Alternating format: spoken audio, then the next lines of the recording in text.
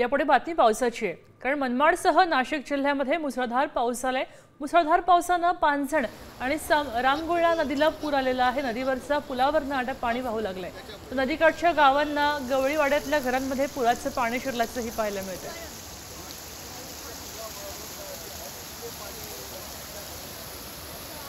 याचा आढावा घेतलाय प्रतिनिधी अजय सोनवणे यांनी। हवामान विभागाने नाशिक जिल्ह्याला ऑरेंज अलर्ट दिलेला होता आणि त्यानंतर काल संध्याकाळपासून नाशिक जिल्ह्यामध्ये बहुतांश तालुक्यांमध्ये पावसाचा जोर वाढलेला आपल्याला पाहायला मिळाला। रात्रीपासून मनमाड शहरामध्ये जे आहे तो मोठ्या प्रमाणावर पाऊस चालू आहे। सकाळी 6 ते 6:30 वाजेपर्यंत हा पाऊस सुरू होता।